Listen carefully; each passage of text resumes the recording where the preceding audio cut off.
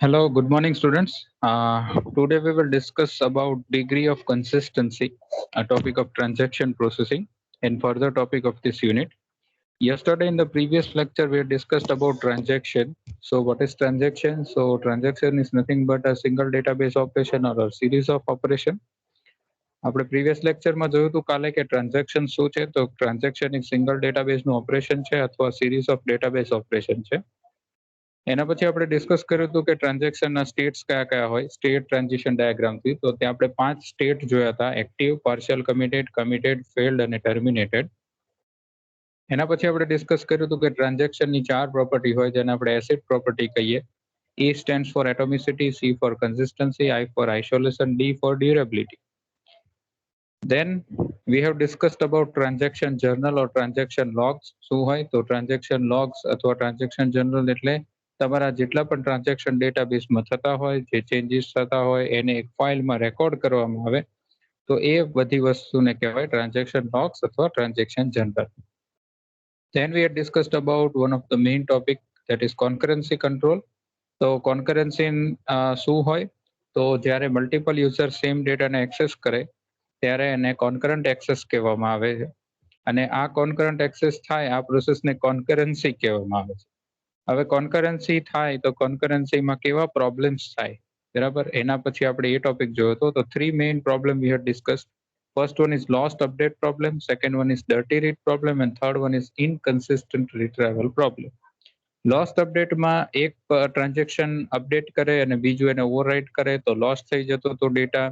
Dirty રીડની અંદર એક transaction છે એ કોઈ વસ્તુ અપડેટ કરે અને પછી બીજું ટ્રાન્ઝેક્શન એને રીડ કરી દે. કોઈ રીઝનના કારણે first transaction data roll back કરે તો પહેલા ટ્રાન્ઝેક્શનને ખોટો ડેટા રીડ થાય અને ડર્ટી રીડ કહેવાય.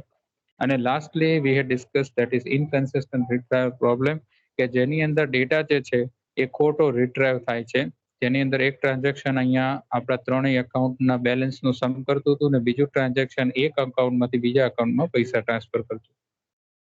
Okay, so we had discussed this all topics in yesterday lecture. So today we will discuss about degree of consistency and further topics. So starting our today's topic, that is first degree of consistency. સૌથી પહેલા consistency જે છે એ શું હોય તો consistent સ્ટેટમાં તમારો database રહેવો જોઈએ. હવે ડિગ્રી ઓફ કન્સિસ્ટન્સી શું છે તો there are 4 levels of transaction consistency. Transaction કન્સિસ્ટન્સીના 4 લેવલ છે. સૌથી પહેલું level 0, your level 0, then your level 1, okay, then level 2 and lastly that is level 3. okay, level 0 transaction are unrecoverable. એટલે કે ટ્રાન્ઝેક્શન આમાં શું કહે છે કન્સિસ્ટન્સી મતલબ તમારા જે ટ્રાન્ઝેક્શન છે એને તમે રિકવર કેટલા લેવલ સુધી કરી શકો અથવા કયું લેવલ તમે યુઝ કરો તો તમારા ટ્રાન્ઝેક્શનમાં કંઈક પ્રોબ્લેમ થાય, તમારું સિસ્ટમ ફેલિયર થઈ જાય તો તમારા ટ્રાન્ઝેક્શન છે તે રિકવર થઈ જાય. તો સૌથી પહેલું છે લેવલ 0 કન્સિસ્ટન્સી. તો level 0 transactions are unrecoverable. The transaction T does not overwrite other transactions, dirty or uncommitted data. Level 0 તમે યુઝ કરતા હોય તો જે તમારું ટ્રાન્ઝેક્શન છે એ અનરિકવરેબલ છે, એટલે રિકવરી ના આવી શકે એની અંદર. અને આની અંદર એક ટ્રાન્ઝેક્શન છે બીજા ટ્રાન્ઝેક્શનને ઓવરરાઇટ ક્યારેય નથી કરતું. Next that is level 1 transaction are recoverable from system failure. જો સિસ્ટમમાં ફેલ થાય, કોઈ કારણે હાર્ડવેર ફેલિયર થયું કે પાવર કટ ઓફ થયો અને સિસ્ટમના ટ્રાન્ઝેક્શન વચ્ચેથી બંધ થઈ ગયું તો એ ટ્રાન્ઝેક્શન છે એ રિકવરેબલ થઈ જશે, જ્યારે કે તમારા લેવલ 0 ની અંદર અનરિકવરેબલ. બીજું શું કહે છે કે transaction T must be in level 0 consistency and it does not make any update visible before it commits. બરાબર છે. લેવલ 1 એવું કહે છે કે એના અંદર એ 0 કન્સિસ્ટન્સીમાં તો હોવું જ જોઈએ, પ્લસ એની અંદર જે અપડેટ થાય એ બીજા ટ્રાન્ઝેક્શનને વિઝિબલ ના થવા જોઈએ જ્યાં સુધી એમાં કમિટ ન થાય ત્યાં સુધી. Next that is level 2 consistency. તો લેવલ 2 કન્સિસ્ટન્સી કેવું કે છે કે it isolate from other updates. તમારા જે એક ટ્રાન્ઝેક્શન છે બીજા ટ્રાન્ઝેક્શનથી આઇસોલેશન રાખશે. ઓકે, એટલે તમે એવું કહી શકો છો કે આ જે લેવલ્સ છે તમારા એ શું કરે છે તમારા કોન્કરન્સીને પ્રિવેન્ટ કરે છે, દૂર રાખવા માટેની આ કન્સિસ્ટન્સીના લેવલ છે.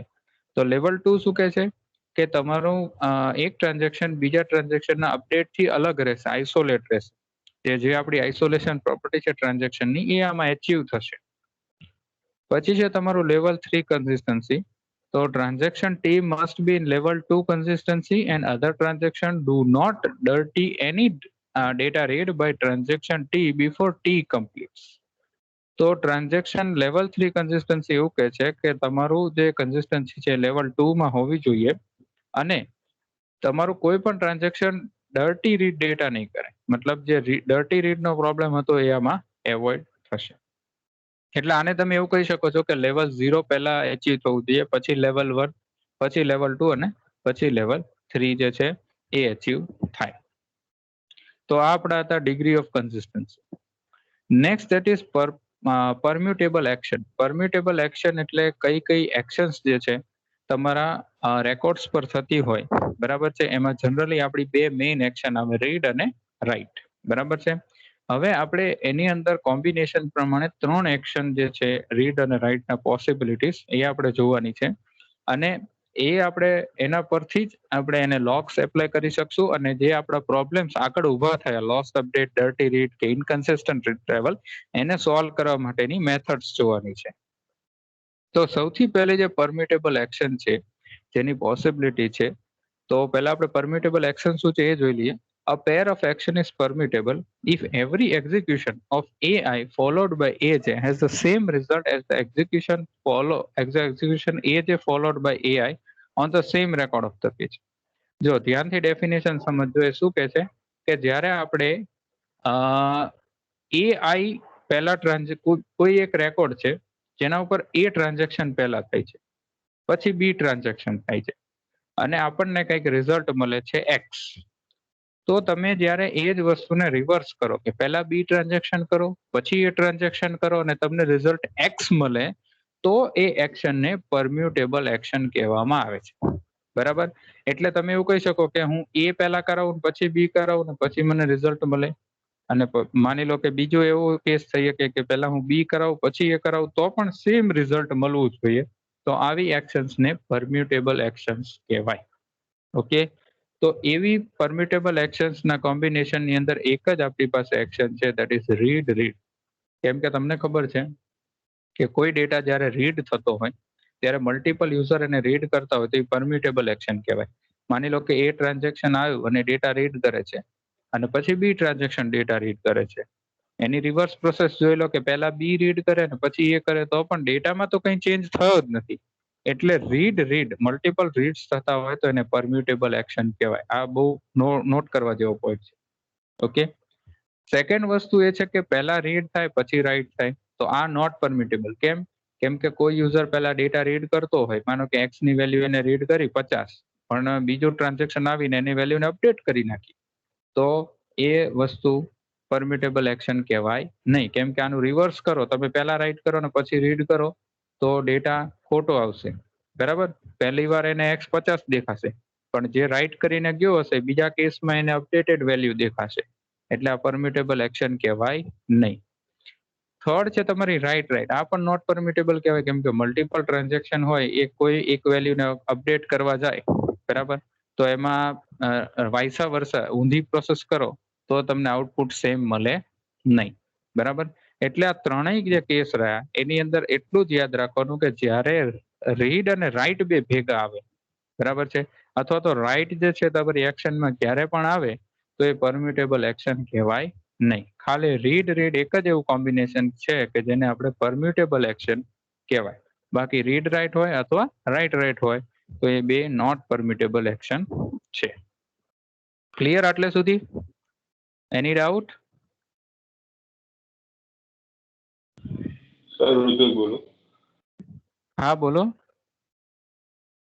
સર લેવલ 0 કન્સિસ્ટન્સી નો મતલબ શું છે? એમાં તો ના રીરાઇટ કરી શકે છે ના પછી રિકવર કરી શકે છે. એનો મતલબ શું છે લેવલ 0? ઓકે, હા, એ છે ડિગ્રી ઓફ કન્સિસ્ટન્સી.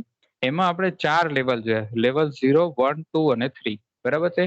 આને તમે બેઝિક રીતે સમજવું હોય તો નોર્મલાઇઝેશનમાં આપણે કેવી રીતે સમજ્યા કે નોર્મલાઇઝેશન શું છે તો કે એક પ્રોસેસ છે જેની અંદર તમે ડેટાબેઝમાંથી રિડન્ડન્સી અને ઇનકન્સિસ્ટન્ટ ડેટા છે ને રિમૂવ કરો છો, બરાબર છે.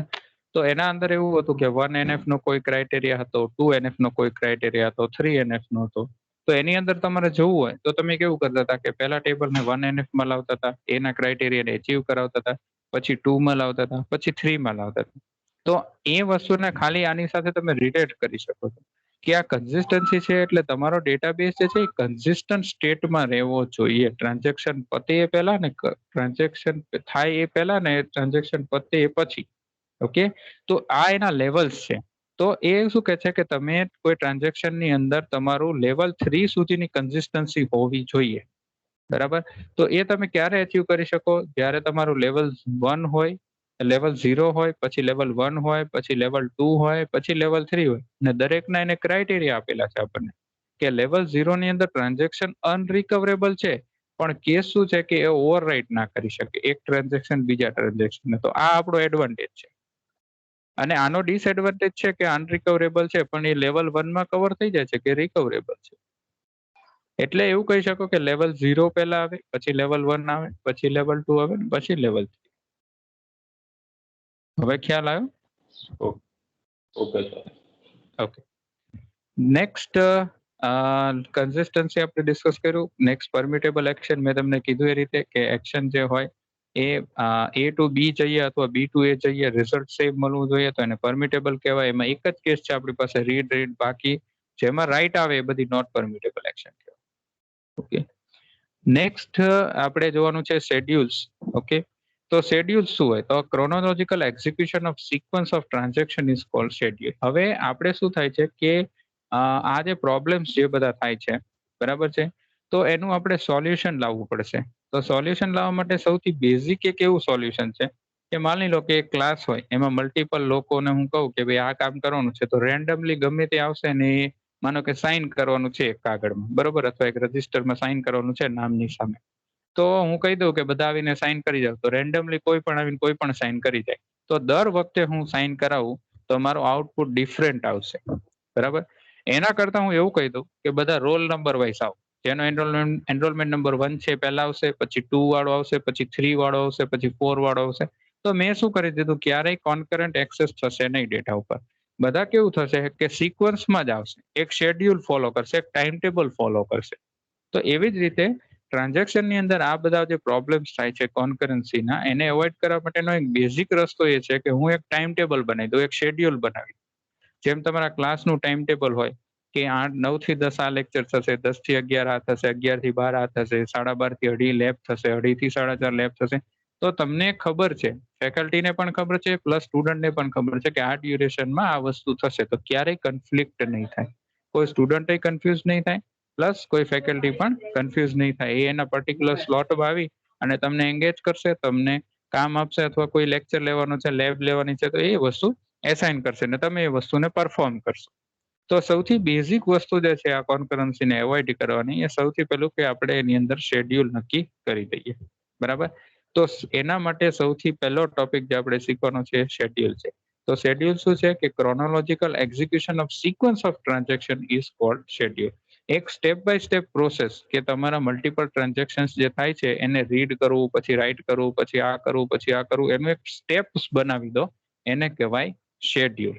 અને આ આપણને એનો એક્ઝામ્પલ આપેલો છે કે અહીંયા ટ્રાન્ઝેક્શન એ અને ટ્રાન્ઝેક્શન બી છે. એમાં આપણે કીધું કે ટ્રાન્ઝેક્શન એ ને એક્સ રીડ કરવો છે, ઝેડ રીડ કરવો છે, અને બી ને વાય કરવો છે. તો અહીંયા એને શું કીધું કે T0 એક્સ રીડ થાય, પછી T1 એ રાઈટ થાય એક્સ, પછી T3 એ વાય રીડ થાય, T2 એ રીડ વાય થાય, T3 એ રાઈટ એક્સ થાય, પછી T4 એ રીડ ઝેડ થાય, અને T5 એ રાઈટ ઝેડ થાય, બરોબર છે.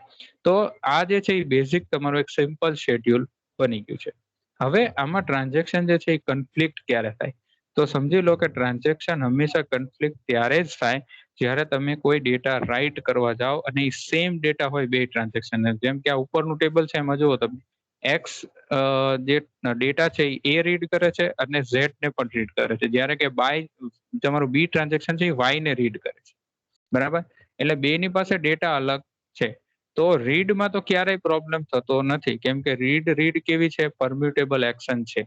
એટલે હંમેશા યાદ રાખવાનું કે જ્યારે ટ્રાન્ઝેક્શન સેમ ડેટા પર કામ કરતા હોય ત્યારે જ કન્ફ્લિક્ટ થાય. એટલે એને નીચે લખ્યું છે transaction conflict. If T1 and T2 access unrelated data, then there is no conflict. તમારો સેમ ડેટા રીડ રાઇટ નહીં થતો હોય ત્યારે કન્ફ્લિક્ટ થશે નહીં, and it cannot affect the final result also. But it affect the final result when T1 and T2 access the related data. બરાબર, જ્યારે same ડેટાને એક્સેસ કરવાની કોશિશ કરે ત્યારે જ કન્ફ્લિક્ટ ઊભું થશે. બરાબર છે. હવે નેક્સ્ટ એને આપ્યું છે શેડ્યુલર, કે આ શેડ્યુલ જે તમે નક્કી કરો છો એ કોણ નક્કી કરશે? તો શેડ્યુલર એટલે એક માણસ અથવા એક મેનેજર કે જે તમારા શેડ્યુલ્સ નક્કી કરશે કે તમારા જે મલ્ટિપલ ટ્રાન્ઝેક્શન છે એની કરેક્ટ સિક્વન્સ કઈ હોય, કરેક્ટ ઓર્ડર કયો હશે કે જેનાથી આ પ્રોબ્લેમ ઊભો નહીં થાય, and that is referred as scheduler. તો એને શું કીધું? A scheduler is an inbuilt module of DBMS software which determines the correct order of the execution of operation of multiple transaction. Multiple transaction નો correct order જે નક્કી કરે એને કહેવાય શેડ્યુલ. ઓકે, તો આટલે સુધી આપણે રાખીએ આજે લેક્ચરમાં ટાઈપ્સ ઓફ શેડ્યુલ્સ અને સિરિયલાઇઝેબલ શેડ્યુલ્સ, અને લાસ્ટમાં આપણી લોગ ટાઈપ્સ અને ફાઇનલ મેથડ જે છે એ આપણે ડિસ્કસ કરવાની છે. આટલે સુધી કોઈને કઈ ડાઉટ હોય તો બોલો.